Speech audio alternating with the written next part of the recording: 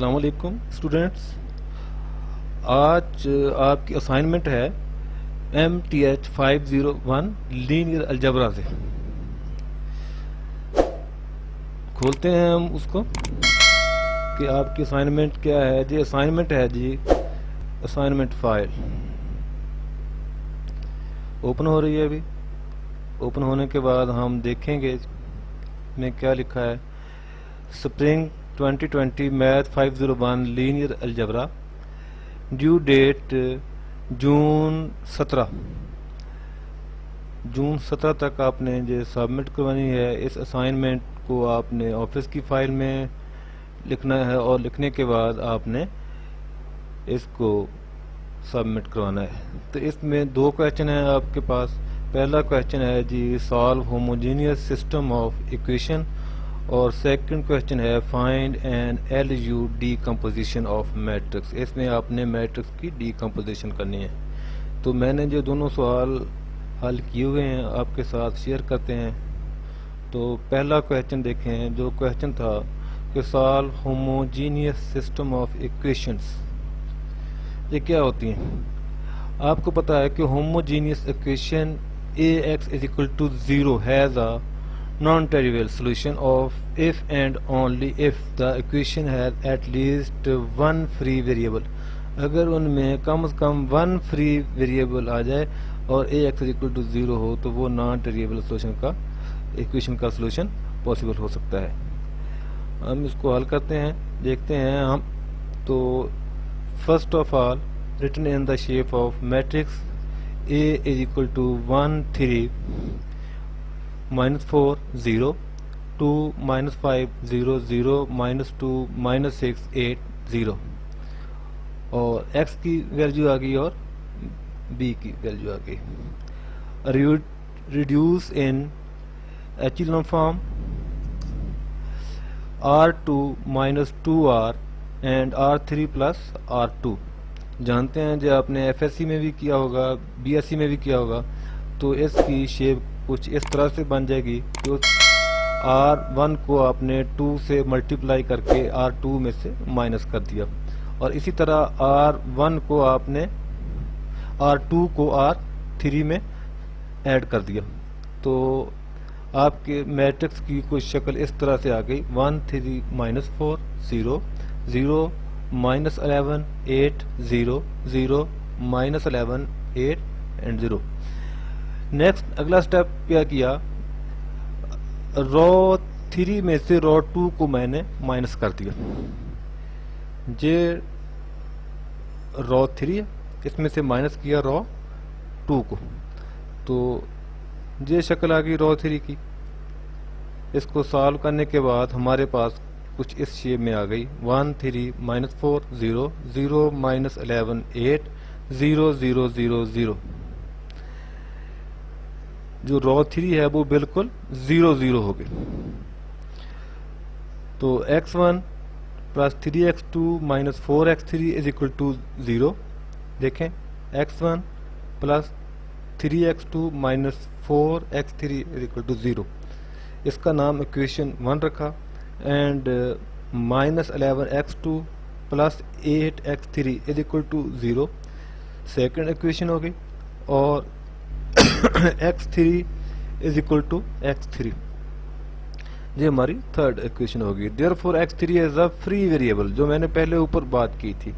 x3 जहाँ पे free variable है, so AX is equal to 0 is non trivial solution. Now by solving equation 2 we have, हम इस equation 2 को solve करते हैं जो ऊपर लिखी हुई है। इधर से हमने x2 की वैल्यू फाइंड करनी है। Minus 11x2 plus 8x3 is equal to 0, 11x2 is equal to 8x3 और x2 is equal to 8x3 over 11 हमारे पास आ गया।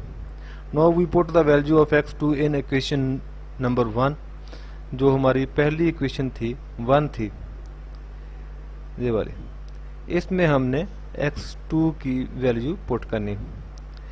तो वो कीमत पुट करने के बाद x1 हमारे पास सिंप्लीफाई करने के बाद 20x3/11 आ गया। तो हम जानते थे शुरू में हमने x को रखा था x1 x2 x3 मैट्रिक्स की शक्ल में। तो x1 x2 x3 की जगह पे हमने उनकी वैल्यूज लगा दी, 20x3/11, 8x3/11 और x3। x3 को हमने कॉमन बाहर निकाल लिया और हम जानते हैं कि x3v ये एक वेक्टर है। सो v इज इक्वल टू हमारे पास 20/11, 8/11 और 1 आ गया। यही हमारी एक मतलूबा इक्वेशन थी जो हमने हल कर ली। इसके बाद हम अपने सेकंड क्वेश्चन की तरफ जाते हैं। Find an LU decomposition of a matrix. इसकी हमने डीकम्पोजिशन करनी है, इसको हमने दो हिस्सों में चेंज करना है, L और U में, L और U डीकम्पोजिशन में। इसमें स्टेप हैं, सिर्फ 4 स्टेप हैं, आप उनको ध्यान में रखें, बाकी बहुत आसान क्वेश्चन है। स्टेप 1 है reduce matrix A to row echelon form U without using row interchanges. आपने रॉ को इंटरचेंज नहीं करना। Keeping track of the multiplier use the introduce the leading ones and the multiples used to introduce 0 below the leading ones. Step 2, in each position along the main diagonal of L place the reciprocal of multiplier the introduce। Her step में जहाँ पे आपने A के साथ काम करना है उसका जो रेसिप्रोकल होगा उसका मल्टीपल आपने L में ऐड करते जाना है। Step 3, in each position below the main diagonal of L place the negative of the multiple use the introduce the 0 in the position in U। And step 4, from the decomposition A is equal to LU। तो आपके सामने मैं इसको हल करता हूँ step by step, आपने ज़हन में रखना। सबसे पहले मैंने मैट्रिक्स A लिखा जो हमारे पास मैट्रिक्स A था।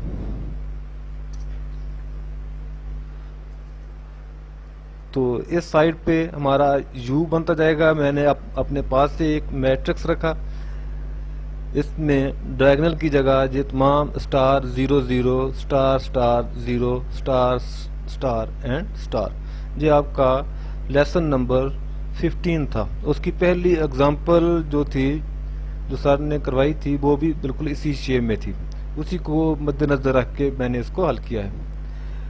तो हमारा जो पहला जहाँ पे मैंने काम किया वो R1 को, ये R1 है ऊपर, R1 को मैंने 3 के साथ ज़रब किया, 3 के साथ, और इसको मैंने माइनस कर दिया R2 में से। इधर देखिए, माइनस करने के बाद हमारे पास R2 आ गई 0 2 2, और हमने जहाँ पे जो मल्टीपल था वो था 3, उसको मैंने इधर यहाँ पे लिख दिया, और डायगोनल हमारे जहाँ पे 1 1 ही आएंगे। ये आपने 1 लिख देना है, इसको भी 1 लिखना है, और इधर आपने मल्टीपल लिखना है जिसको आपने इधर मल्टीपल किया था R1 के साथ। अच्छा, सेकंड काम क्या किया कि R1 को 2 से ज़रब देने के बाद R3 में से माइनस कर दिया। इधर मैंने R1 को 2 से मल्टीप्लाई करके R1 को 3 में से माइनस कर दिया। तो हमारे पास जो रॉ 3 थी 2 6 13, उसकी शक्ल आ गई 0 2 और 5, और मल्टीपल हमारे पास 2 था जो मैंने माइनस किया था, इधर ऐड कर दिया साथ वाले मैट्रिक्स में। जो U के लिए हमने एक फर्जी अपने पास से बनाया था, तो इसकी कोशिश जो थी वो शक्ल इस तरह से आ गई। नेक्स्ट क्या काम किया कि रॉ 2 को 1 से ज़रब दे के रॉ 3 में से माइनस कर दिए। रॉ 2 ये वाली रॉ है हमारे पास, इसको -1 से मल्टीप्लाई किया और जमा कर दिया R3 में, और साथ ही उस 1 को इधर ऐड कर दिया। तो इधर हमारे डायगोनल्स पूरे हो गए, राइट साइड पे भी और लेफ्ट साइड पे भी। जो ही डायगोनल पूरे हो जाएंगे तो आपका जो क्वेश्चन है वो एल यू डीकम्पोजिशन मुकम्मल हो जाएगी। तो इधर हमारी एल यू जो डीकम्पोजिशन थी वो कंप्लीट हो गई। यही हमारा जो था मतलूबा आंसर आना था। तो हमारा मैट्रिक्स ए था जो कि बराबर आ गया एल यू के। एल क्या था? एल हमारा इधर जो साथ साथ बन रहा था 1 0 0 3 1 0 2 1 1, और यू जो हमने रिड्यूस एचुअल फॉर्म से इधर निकाला है वो इधर आ गया। ओके, अल्लाह हाफिज़।